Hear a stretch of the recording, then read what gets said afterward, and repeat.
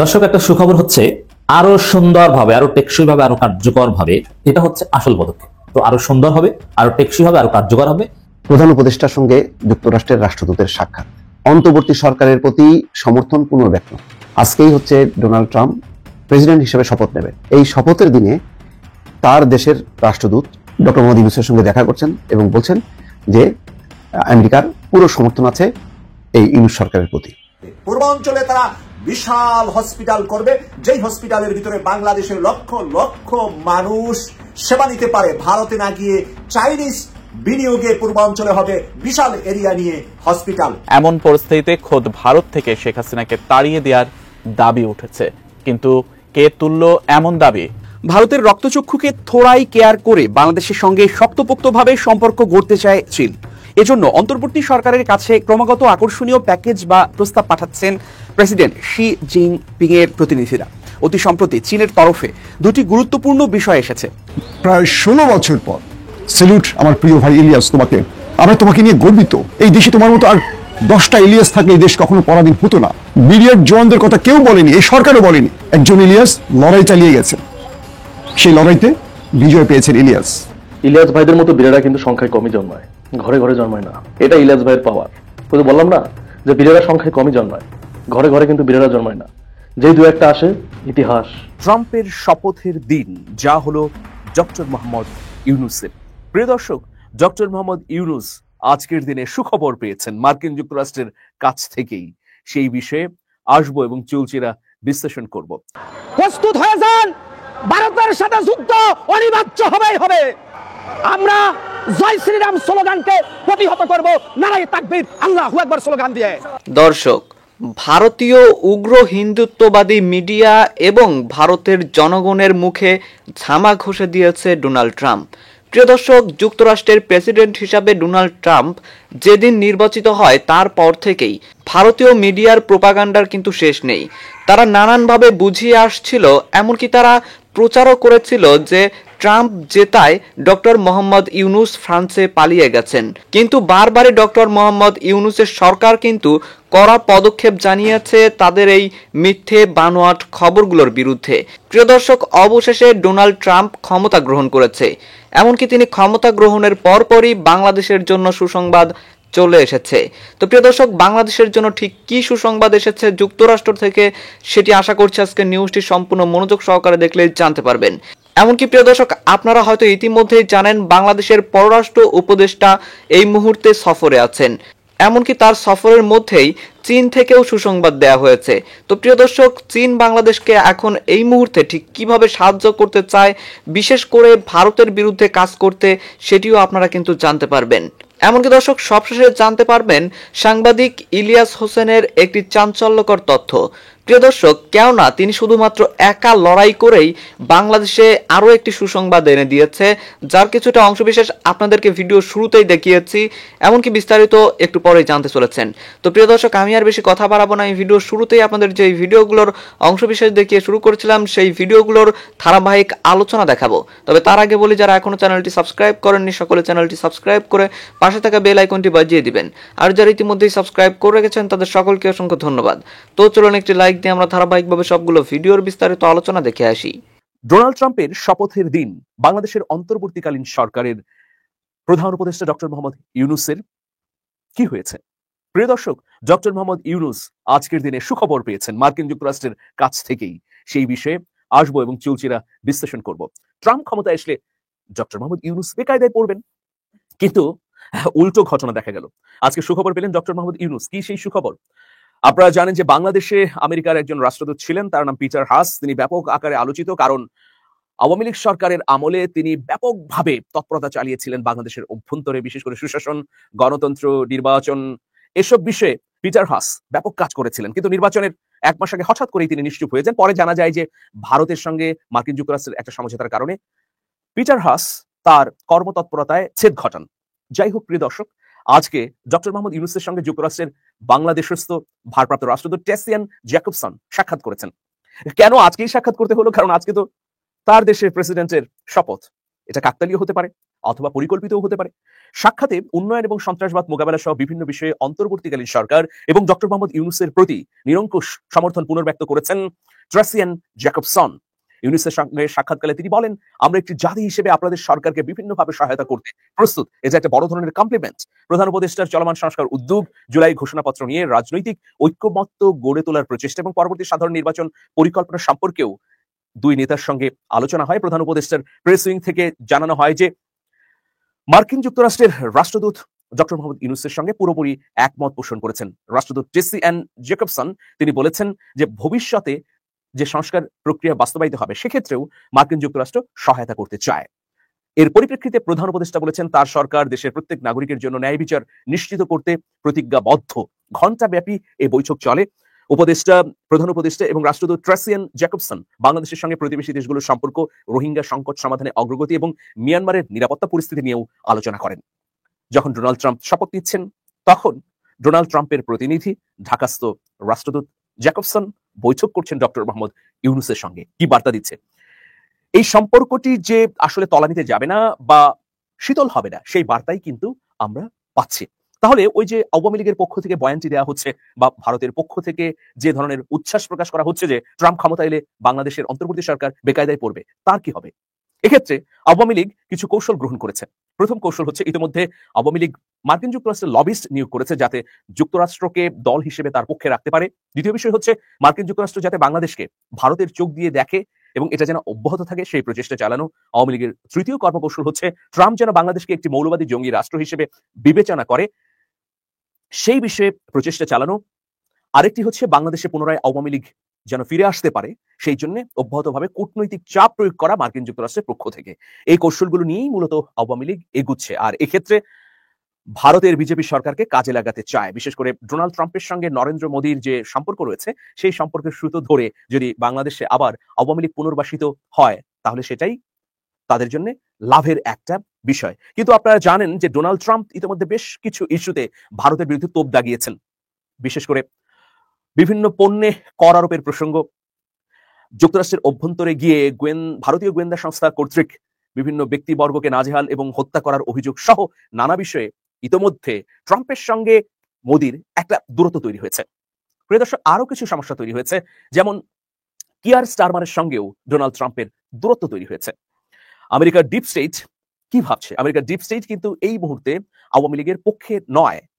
তারা ডোনাল্ড ট্রাম্পের নির্বাচিত হবার পরেও এখনো ভাবছে যে ডক্টর মোহাম্মদ ইউনুস যেহেতু পশ্চিমা বিশ্বে তার একটি গ্রহণযোগ্যতা রয়েছে, সুতরাং তার সরকারের সঙ্গে মার্কিন যুক্তরাষ্ট্র সরকারের একটা ইতিবাচক সম্পর্ক তৈরি হতে পারে। বিশেষ করে ট্রাম্প জামানায় ডোনাল্ড ট্রাম্প এবং ডক্টর মোহাম্মদ ইউনুসের মধ্যে একটা নতুন সম্পর্ক তৈরি হবার সম্ভাবনাও আছে।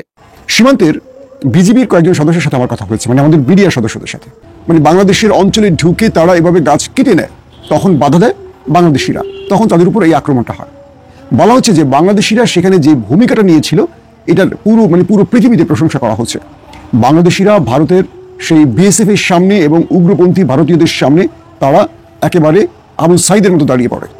বিজিবির বেশ কয়েকজন সদস্য জানিয়েছেন সেদিন যদি বাংলাদেশিদেরকে কন্ট্রোল করা না হতো, তারা এতটা আক্রমণাত্মক ছিল ওই উগ্রদের ব্যাপারে যে বড় কিছু ঘটে যেত। বিজিবি সদস্যরা বাংলাদেশিদেরকে বোঝান যে তোমাদের জন্য একটি ফাঁদ তৈরি করেছে, অতএব তোমরা আজকে মাথা ঠান্ডা রাখবে। এবং প্রতিটা বাংলাদেশি ওই উগ্রদের প্রতিবাদ করেছে, কিন্তু কেউ আইন হাতে তুলে নেওয়ার মতো কাজটি করেনি। বিজিবি সদস্যরা বলেছে যে আমাদের বাংলাদেশিদের মধ্যে যে এত দেশপ্রেম, এটি আমরা সেদিন বুঝতে পেরেছি। কয়েকটা উদাহরণ দিয়ে তারা বললেন যে আমরা বিজিবি সদস্যরা যখন দাঁড়িয়েছিলাম ওই স্থানটিতে সীমান্ত অঞ্চলে, তখন ওপার থেকে ওই উগ্ররা আমাদেরকে টার্গেট করার জন্য হাত বোমাও ছুড়েছিল, কিন্তু বাংলাদেশিরা সামনে দেয়ালের মতো দাঁড়িয়েছিল। বাংলাদেশের জনগোষ্ঠী বলেছে যে আমরা বেঁচে থাকতে আমাদের একজন বিডিআর সদস্যের এতটুকু ছোঁয়া লাগতে দেব না। বিজেপি সদস্যরা যখন এই তথ্যগুলো দিয়েছেন, আমি তাদের কণ্ঠে বা কথা এটুকু বুঝতে পেরেছি যে তাদের চোখ হয়তো ভিজে যাচ্ছে। তারা বলছে 15 বছর ধরে আমাদেরকে এভাবে বিড়াল বানিয়ে রাখা হয়েছে, আমাদের এই বাঘগুলোকে ওরা বিড়াল ভেড়া বানিয়ে রেখে দিয়েছিল, কে? শেখ হাসিনা। আজকে বিডিআর বলছে যে আজকে আমাদের বুকে সাহস ফিরে এসছে, আজকে আমরা চোখে চোখ রেখে কথা বলতে পারি, বন্দুকের বিরুদ্ধে বন্দুক ব্যবহার করতে পারি, বুলেটের বিরুদ্ধে বুলেট ব্যবহার করতে পারি। মনে হচ্ছে যে আমরা আজ স্বাধীন হয়েছি। বিগত 15 থেকে 18 বছর মনে হচ্ছে আমরা পরাধীন রাষ্ট্রে বাস করি। আমরা এতদিন পরাধীন ছিলাম, এতদিন ধরে বর্ডারে আমাদের ভাই বোনদের মারতো ওরা, আর আমরা সেই লাশ বুঝে নেওয়ার জন্য পতাকা বৈঠক করতাম। আমরা আমাদের হাতে যে অস্ত্র কখনো ব্যবহার করতে পারতাম না, উল্টো আমরা আতঙ্কে থাকতাম যে আমরা কোনো কারণে যদি ওদের সাথে সংঘর্ষে জড়াই আমাদের চাকরি থাকবে কিনা, আমাদের প্রাণ রক্ষা হবে কিনা, আমাদের সরকারই আমাদের কত বড় শাস্তির মুখে ফেলবে। কে বলছে? মিডিয়া সদস্যরা। বুঝতে পারছেন? তো যখন আমাদের উপর ওরা অ্যাটাক করতে নামে আমাদের ভূখণ্ডের আমাদের জনগণগুলো আমাদের সামনে দেয়ালের মতো দাঁড়িয়ে যায় এবং এরা কেউ বিশৃঙ্খল হয় না। এরা প্রতিটা মুহূর্তে আমাদের চোখের দিকে তাকিয়ে বোঝার চেষ্টা করে আমরা কতটুকু অনুমতি দিচ্ছি তাদেরকে, মানে ওদের সঙ্গে এই লড়াইটা যে ছড়িয়ে পড়ছে আমরা কতটুকু অনুমতি দিচ্ছি, কতটুকু করা উচিত। বিডিআর সদস্য বাংলাদেশিদেরকে প্রশংসা করে ভাসালেন। আবার বাংলাদেশিরা বললেন আমাদের বিডিআর সদস্যরা, মানে যাদেরকে আমরা এখন বিজেপি বলি, তাদেরকে বিগত 15 থেকে 18 বছর এত সাহসী দেখিনি। আজকে তারা যেভাবে অস্ত্র হাতে ওদের সামনে দাঁড়ায়, ওরা একটা গুলি করলে এরা 5টা গুলি করছে, এটা এতদিন আমরা দেখিনি। দেশ কিভাবে স্বাধীন হয় বুঝতে পারছেন? স্বাধীন দেশ কাকে বলে বুঝতে পারছেন? যারা আওয়ামী লীগের ভোটার রয়েছেন বা যারা এখনো আওয়ামী লীগ বা শেখ হাসিনার জন্য কান্না করেন, তারা তো বাংলাদেশে 71 দেশ স্বাধীনের ইতিহাস শোনান, সবচেয়ে বড় মুক্তিযুদ্ধের দাবিদার নিজেকে ঘোষণা করেন। কিন্তু আপনারা কি করেছেন? বিগত 15-16 বছর এই দেশটাকে পরাধীন করে রেখেছেন। দেশটা এখন স্বাধীন হয়েছে। কেবল এখানেই নয়, চাঁপাইনবাবগঞ্জ নয়, বাংলাদেশের প্রতিটা সীমান্তে যেখানে উত্তেজনা ছড়িয়ে পড়ছে সেখানে আমাদের বিডিআর জওয়ানরা ওদের সাথে চোখে চোখ রেখে কথা বলছে। উল্টো আমরা চাঁপাইনবাবগঞ্জে দেখেছি বিএসএফ ক্ষমা চেয়েছে বিজিবির কাছে। বুঝতে পারছেন? ভারতের গণমাধ্যমগুলো মিথ্যা প্রচার করছে, মিথ্যা প্রোপাগান্ডা ছড়াচ্ছে, তারও শক্ত জবাব দিচ্ছে বাংলাদেশ। এই দেশ স্বাধীন হওয়ার পর 5 আগস্টের পর থেকে ইলিয়াস বিডিআর জওয়ানদের জন্য প্রতি মুহূর্তে ফাইট করেছেন। তার এই একক চেষ্টায় বলবো আজ বিডিআর জওয়ানরা মুক্তি পেয়েছেন। স্যালুট আমার প্রিয় ভাই ইলিয়াস তোমাকে। তুমি সাংবাদিকতার মূল জায়গাতে রয়েছে। এই দেশে প্রথম আলো, ডেইলি স্টারকে নিয়ে আমাদের বহু ব্যক্তিরা মুখে ফেনা তুলে ফেলেন। বাংলাদেশের শতাধিক গণমাধ্যম রয়েছে, কেউ এই কথাগুলো বলেনি। প্রবাসে বসে থেকে তুমি সেই মানুষগুলোর কান্না আমাদের প্রতিদিন শুনিয়েছিলে ইলিয়াস। আমরা তোমাকে নিয়ে গর্বিত। এই দেশে তোমার মতো আর 10টা ইলিয়াস থাকলে এই দেশ কখনো পরাধীন হতো না। বিডিআর জওয়ানদের কথা কেউ বলেনি, এই সরকারও বলেনি, না বিএনপি না জামাত কেউ বলেনি। একজন ইলিয়াস লড়াই চালিয়ে গেছেন, সেই লড়াইতে বিজয় পেয়েছেন ইলিয়াস। যারা এই ঘটনাগুলো দেখছেন, যেসব সাংবাদিকরা মোচ পাকিয়েছেন, দাড়ি পাকিয়েছেন, চুল পাকিয়েছেন, নিজেকে বড় সাংবাদিক দাবি করেন আর ইলিয়াসকে বলেন ইউটিউবার, তাদের লজ্জায় মরে যাওয়া উচিত। যে আপনাদের মতো এই বিজ্ঞ, প্রজ্ঞাবান, বয়স্ক, এত জ্ঞানের অধিকারী, সব বিষয়ে পারদর্শী সাংবাদিকরা বাংলাদেশে কোন বালটা সৃষ্টিলেন জীবনে? বাংলাদেশে কোন উপকারটা করছেন আপনারা? নিজের ফ্ল্যাট, গাড়ি, বাড়ি, নারী, মদ ছাড়া, দলের তাবেদারি ছাড়া পারেননি। আমরা কৃতজ্ঞ ইলিয়াসের কাছে এবং বিশ্বাস করি বাকি যেসব বিডিআর জওয়ানরা রয়েছেন নিরাপরাধ, একে একে তাদের সবাইকে মুক্তি দিতে হবে। যে পরিবারগুলো 16টা বছর তার বাবাকে দেখেনি, তার ভাইকে দেখেনি, সন্তানকে দেখেনি, 16টা বছর পুরো পরিবার থেকে বিচ্ছিন্ন ছিল, তাদের সাথে কি নির্মম আচরণ করা হয়েছে আমরা জানি। আজ তাদের খুশির দিন। প্রাণ ভরে দোয়া করবেন ইলিয়াসের জন্য সবাই। আজকে আরো 2 জন শক্তিশালী রাষ্ট্রদূত সাক্ষাৎ করেছেন পররাষ্ট্র উপদেষ্টার সাথে। এর মধ্যে চায়নার রাষ্ট্রদূত আজকে সাক্ষাৎ করেছেন পররাষ্ট্র উপদেষ্টার সাথে এবং সেখানে তিনি আমন্ত্রণ জানিয়েছেন প্রধান উপদেষ্টা ডক্টর মোহাম্মদ ইউনূসকে চায়না সফর করার জন্য। চায়না সফরের পাশাপাশি রয়েছে তাদের বিশাল প্ল্যান বাংলাদেশ নিয়ে। বাংলাদেশের আর্থসামাজিক উন্নয়নে অনেকগুলা কাজকর্ম করার জন্য চায়না আজকে আগ্রহ প্রকাশ করেছেন পররাষ্ট্র উপদেষ্টার সাথে। পূর্বাঞ্চলে তারা বিশাল হসপিটাল করবে, যেই হসপিটালের ভিতরে বাংলাদেশের লক্ষ লক্ষ মানুষ সেবা নিতে পারে। ভারতে না গিয়ে চাইনিজ বিনিয়োগে পূর্বাঞ্চলে হবে বিশাল এরিয়া নিয়ে হসপিটাল। এই বিষয়ে কথা হয়েছে আজকে পররাষ্ট্র উপদেষ্টার সাথে। পাশাপাশি তারা বড় মাপের প্ল্যান ভারতকে ঠেকিয়ে দেওয়ার জন্য বাংলাদেশে তারা অর্থ বিনিয়োগের জন্য অফার করেছে আজকে বাংলাদেশ সরকারকে। অপরদিকে চিরশত্রু বাংলাদেশের বর্তমান অন্তর্বর্তীকালীন সরকারের শত্রু হিসাবে পরিচিত রাশিয়া, যে নাকি ভারতের সাথে সম্পর্ক করে শেখ হাসিনাকে টিকিয়ে রেখেছিলেন এতদিন, সেই রাশিয়ার রাষ্ট্রদূত আজকে পররাষ্ট্র উপদেষ্টার সাথে সাক্ষাৎ করে বলেছেন রূপপুর পারমাণবিক কেন্দ্রের যে অর্থ নিয়ে সমস্যা আছে সেই সমস্যার সমাধান করা হবে সুন্দরভাবে এবং রূপপুর পারমাণবিক কেন্দ্র থেকে যে বিদ্যুৎ উৎপাদন হবে এতে বাংলাদেশের বিদ্যুতের সমস্যার অনেকটাই সমাধান হবে এবং রাশিয়া অন্তর্বর্তীকালীন সরকারের পাশে থেকে বাংলাদেশকে শক্তিশালী দেশ হিসাবে রাশিয়া বন্ধু হিসাবে থাকতে চায়। প্রিয় দর্শক, এতদিনের ঢোল ডাব্বা বাজিয়ে আওয়ামী লীগ বনাম একসাথে হয়ে ভারত যে প্রপাগান্ডা গুলা করেছিল বাংলাদেশের বিরুদ্ধে, অন্তর্বর্তীকালীন সরকারের বিরুদ্ধে, একদিনে ভারতের 3 শত্রু এক বন্ধু রাশিয়াও ভারত ছেড়ে বাংলাদেশের পক্ষে সুর মিলালেন। চায়না চিরশত্রু, তার রাষ্ট্রদূত দেখা করলেন আমেরিকা চিরবন্ধু না চিরশত্রু আজকে প্রমাণ দিলেন। আজকের 20 জানুয়ারি ইতিহাস হয়ে থাকবে যে ডোনাল্ড ট্রাম্প এত ঘনিষ্ঠ বন্ধু হওয়ার পরেও ডোনাল্ড ট্রাম্পের অনুষ্ঠানে দাওয়াত না দিয়ে চায়নার প্রেসিডেন্টকে দাওয়াত দিয়ে ভারতকে কি বার্তা দিলেন, কি সংবাদ দিলেন আমেরিকা আগামী দিনগুলো, এবং আজকের এই দিনে তার রাষ্ট্রদূতকে পাঠিয়ে বলে দিলেন বাংলাদেশের পাশে আছে আমেরিকা, সকল কার্যক্রম অন্তর্বর্তীকালীন সরকারকে সহযোগিতা করতে চায় আমেরিকা। বাংলাদেশের আলেমরা হেলিকপ্টারে চড়েন, রাতের বেলা মাহফিল করেন, গাড়িতে চড়েন। বাংলাদেশের মানুষরা ওয়াজ মাহফিলের মুখী হচ্ছে, তাফসির মাহফিল দিন দিন বৃদ্ধি পাচ্ছে। এই সব কিছু যেন কষ্টের কারণ হয়ে দাঁড়িয়েছে ফজলুর রহমান সাহেবের জন্য। ফজলুর রহমান সাহেব মনে করছেন বাংলাদেশ কেন তার মতো করে চলছে না, বাংলাদেশ কেন বাংলাদেশের মানুষের মতো করে চলছে। আপনারা জানেন যে তিনি সাম্প্রতিক সময়ে একটি ইন্টারভিউতে অনলাইনে যেটা প্রচার হয়েছে, যেটা সম্পূর্ণ কোনো কাটসাটের কিছু নাই, আগাগোড়া যদি আপনি শোনেন তাহলে বুঝবেন যে তার ভিতরটাতে একটা ক্ষোভ বিরাজ করছে, কষ্ট বিরাজ করছে। কেন এদেশের আলেমরা হেলিকপ্টারে চড়ছে, গাড়িতে চড়ছে, কেন এদেশে হাজার হাজার লক্ষ লক্ষ মানুষ যাচ্ছে, হাজারো মাহফিল হচ্ছে, এই কাজগুলো যেন তার খুব কষ্ট দিচ্ছে তাকে।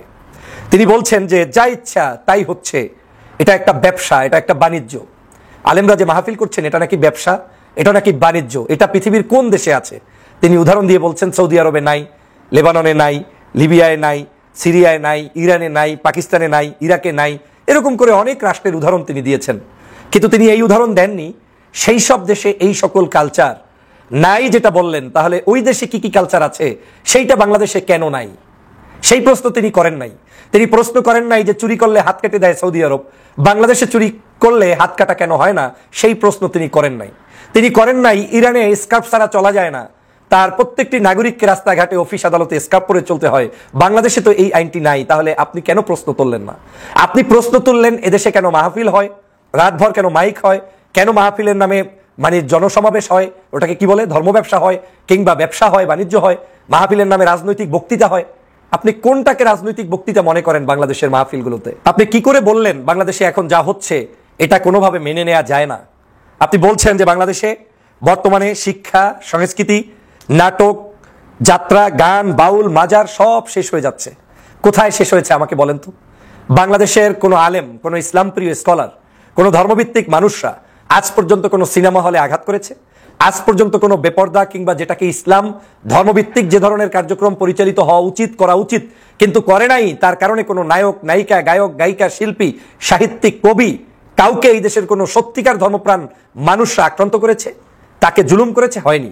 বাংলাদেশের 53 বছরের ইতিহাস হচ্ছে এদেশের ধর্মপ্রাণ মানুষরা বরং আমাদের তুলনায় যারা রাজনীতি করছি হাজার গুণে, লক্ষ গুণে, কোটি গুণে ভালো, তারা অন্তত পক্ষে এই দেশটাকে শান্ত রাখতে চায়। আজ যদি মসজিদের মেম্বারে দাঁড়িয়ে ইমাম সাহেবরা আজকের জুমার খুতবায় আমার দেশের যুবক তরুণদেরকে উৎসাহ না দিতেন, তাদেরকে শান্ত হতে না বলতেন, কত কোটি পুলিশ নিয়োগ দিয়ে আপনি দেশটাকে শান্ত করতেন বলেন? আমার দেশের নাগরিকরা এমনিই এই তাফসির মাহফিল, ইসলামিক স্কলার কিংবা অন্য ধর্মের মানুষদের বক্তব্যে অনুপ্রাণিত হয়ে শান্ত থাকে। যদি সেটা না থাকতো তাহলে আজকের আপনার এই বাংলাদেশে কোনো গভর্নমেন্ট ভালো করে পরিচালনা করতে পারতো না। আজকে দেওয়া উচিত তাদেরকে স্বর্ণপদক, আজকে দেওয়া উচিত তাদেরকে সম্মান। আজকের এই কওমি মাদ্রাসাগুলো আজকে না থাকলে কত লক্ষ শিশু প্রতি বছর শিক্ষা থেকে বঞ্চিত হতো, যাদেরকে সরকারি স্কুল, কলেজ, মাদ্রাসায় ভালোভাবে পড়ানোর মতো কোটা আপনার কাছে নাই। তাহলে তারা সেই কাজটি করছে। তাফসির মাহফিলগুলো হচ্ছে, এখন এই তাফসির মাহফিলগুলো দেখে আপনি কষ্ট পান কেন? বাংলাদেশের নাটক, সিনেমা, গান, মঞ্চ, বাদ্যযন্ত্র থেকে যদি যুব সমাজ নিজ দায়িত্বে কোনো মাহফিল করে, তাফসির মাহফিল করে, লক্ষ লক্ষ লোকগুলো যদি আলেমের সেই ওয়াজে যায়, তাহলে আপনার আমার জ্বলার কারণটা কি? এটা তো তার নৈতিক অধিকার, এটা তো তার ব্যক্তিগত স্বাধীনতা। একজন ব্যক্তি গানের মঞ্চে যাওয়াও যেমন স্বাধীনতা, একজন ব্যক্তি তাফসির মাহফিলে আসাও তার স্বাধীনতা। আজকের কোথায় দেখেছেন? বাংলাদেশে তো আজহারি সাহেবের মাহফিল হয়, শায়েখ আহমদুল্লাহ সাহেবের মাহফিল হয়, পীর মাশায়েখদের মাহফিল হয়। কোন মাহফিলে বিরিয়ানি দিয়ে, খিচুড়ি দিয়ে, গাড়ি দিয়ে, বাড়ি দিয়ে, টাকা দিয়ে, লোভ দিয়ে, পদপদবি দিয়ে মানুষকে নেওয়া হয়েছে? প্রমাণ দেখাতে পারবেন? একটাও নাই। তাহলে আলেমদের মাহফিল নিয়ে আপনার শরীরের মধ্যে জ্বলার কারণটা কি? আপনি বলছেন কি চায় এরা? এরা চায় বাংলাদেশকে গঠন করতে, এরা চায় দেশের নাগরিক হিসেবে দেশে অবদান রাখতে, এরা চায় আপনারা যে সকল অন্যায়, অত্যাচার, জুলুম, নির্যাতন করবেন তার প্রতিবাদ করতে। তাহলে আপনি তাকে নিয়ে কথা বলার কোন সাহসে অধিকার রাখলেন? তারা কি বাংলাদেশের নাগরিক নয়? দুনিয়ার সমস্ত কালচার শেষ হয়ে যাচ্ছে আপনার ভাষ্য অনুযায়ী। বাংলাদেশে দুনিয়ার সমস্ত কালচার কি শেষ হয়েছে বলেন? কালচার হচ্ছে ওই দেশের সভ্যতা, ওই দেশের মানুষের যে দৈনন্দিন জীবন ব্যবস্থা, তার যে কর্ম, তার যে ধর্ম, তার যে সামাজিক চর্চা, তার যে জীবন বিধান, এটার উপর ভিত্তি করেই একটা সভ্যতা কালচার প্রতিষ্ঠিত হয়। তো আমার দেশের সভ্যতা হচ্ছে ঘরে ঘরে আওয়াজ হচ্ছে, কলেমার দাওয়াত হচ্ছে, নামাজ হচ্ছে, আপনার মসজিদ হচ্ছে, মাহফিল হচ্ছে, কিংবা হিন্দু ভাইদের পূজা পার্বণ হচ্ছে। দোষের কি আছে এখানে?